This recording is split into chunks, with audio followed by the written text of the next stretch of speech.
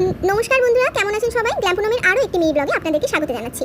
আপনাদেরও কি আমার মতন বাটাবাটি করার জন্য মাংস রান্না করতে ভয় করে? তবে চলে আসুন, আজ বাটাবাটি ছাড়াই মাংস রান্না করব। তবে যারা যারা আমার চ্যানেলটিকে এখনো সাবস্ক্রাইব করেননি, অবশ্যই সাবস্ক্রাইব করুন এবং পাশে থাকা বেল আইকনটিকে প্রেস করতে ভুলবেন না কিন্তু, যাতে নতুন নতুন নোটিফিকেশন এলে অবশ্যই আপনারা সবার আগে জানতে পারেন।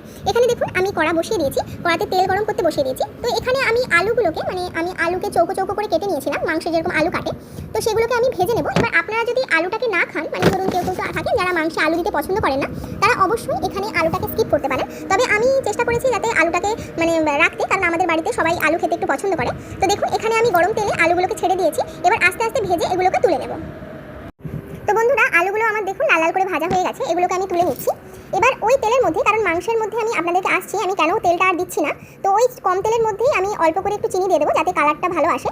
এবার চিনিটা আস্তে আস্তে গলে গেলে, এবার দেখুন গলে গিয়েছে, লাল লাল হয়ে গেছে। এবার গোটা গরম মশলা যেমন এলাচ, তেজপাতা, দারুচিনি, লবঙ্গ এগুলোকে দিয়ে দেবো, ভালো করে ভেজে নেব। এবং এই যে মাংসটা দেখছেন, এটাকে আমি আগে থেকে কুচনো সবজি দিয়ে, যেমন ধরুন না পেঁয়াজ, এগুলো কুচনো যে মশলা, ওগুলো দিয়ে আমি ভালো করে মাখিয়ে রেখেছিলাম। পেঁয়াজ, কুচনো টমেটো, কুচনো রসুন, কুচনো আদা, তারপরে আপনার লঙ্কা গুঁড়ো, হলুদ গুঁড়ো, নুন, তেল, এবং তেলটা ওখানেই আমি পরিমাণ মতো দিয়ে দিয়েছিলাম। তো আমি ভালো করে এটাকে মাখিয়ে রেখেছিলাম, প্রায় আধ ঘন্টা মতো মাখিয়ে রেখেছি। তো এরপর আমি তেলের মধ্যে ওটাকে দিয়ে ভালো করে কষিয়ে নেব, একটু মাঝে মাঝে চাপা দেবো। এবং কিছুক্ষণ পর ওটা রান্না হওয়ার পর ওটাতে আমি একটু গরম মশলা দিয়েছিলাম। আমি শেষে গরম মশলাটা দিতে অতটা পছন্দ করি না, কারণ গরম মশলার গন্ধটা প্রচণ্ড উগ্র লাগে, তাই আমি গুঁড়ো মশলাটা আমি মাঝখানেই দিয়ে দিই। এবং আলুটাও দিয়ে দিচ্ছি, কারণ মুরগির মাংস একটু তাড়াতাড়ি সেদ্ধ হয়ে যায়, তো তারপরে শেষের দিকে আলুটা দিলে আলুটা আর হবে না।